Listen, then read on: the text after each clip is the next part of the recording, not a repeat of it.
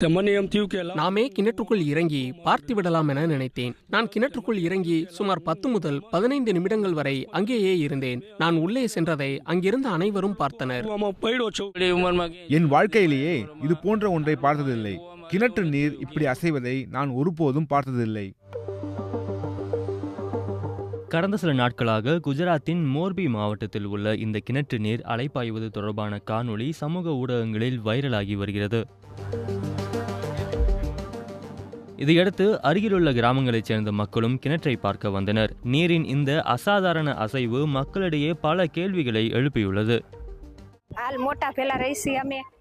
விருபடாவில் உள்ள ஒரு கிணற்றில் நீர் அசைவதாக கேள்விப்பட்டோம். அதனால் நேரில் வந்து பார்க்க முடிவு செய்தோம்.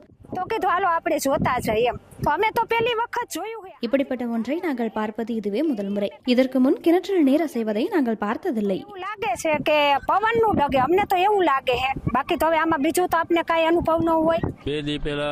2 நாட்களுக்கு முன்பு நீர் அசைந்து கொண்டிருந்தது. ஆனால் இன்று அப்படி எதுவும் நடக்கவில்லை. வீடியோக்களை பார்த்துவிட்டு இங்கு வந்தோம். ஆனால் இன்று அப்படி எதுவும் நடக்கவில்லை. 2 நாட்களுக்கு முன்பு அது இன்னும் தெளிவாக தெரிந்தது. எங்கள் பகுதியில் 2-3 கிணறுகள் உள்ளன. பல ஆண்டுகளாக நான் கிணறுகளை பார்த்திருக்கிறேன். ஆனால் இது போன்ற நிகழ்வை இதற்கு முன் பார்த்ததே இல்லை. இந்த கிணறு அமைந்துள்ள நிலம் மன்னராட்சி காலத்தில் கால்நடைகளை மேய்ச்சலுக்கு விடும் இடமாக இருந்தது. பின்னர் விவசாயம் செய்ய அனுமதி அளிக்கப்பட்டது.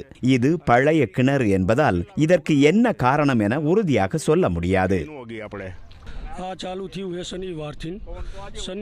இது சனிக்கிழமை தொடங்கியது. சனிக்கிழமை மெதுவாக தொடங்கியது. ஞாயிற்றுக்கிழமை அசைவு சற்று அதிகமாக இருந்தது. திங்கட்கிழமை நீர் அமைதியாக இருந்தது. செவ்வாய்க்கிழமை மீண்டும் அலைபாயத் தொடங்கியது. இன்று காலை 11 மணியளவில் அதிகாரிகள் இங்கு வந்தனர். கிணற்றில் என்ன நடக்கிறது என்பது குறித்து அவர்களுமே குழப்பமடைந்தனர். அதனால் நாமே கிணற்றுக்குள் இறங்கி பார்க்கலாம் என நினைத்தேன். உள்ளே சுமார் 10 முதல் 15 நிமிடங்கள் இருந்தேன். நான் உள்ளே சென்றதை அனைவரும் பார்த்தனர். கிணற்றுக்குள் அசாதாரணமான எதுவும் இல்லை. அந்த வீடியோ வைரலான பிறகு பலவிதமான யூகங்கள் பரவத் தொடங்கின. மக்கள் பல வகைகளில் பேசத் தொடங்கினர். ஆனால் அப்படி எதுவும் இல்லை.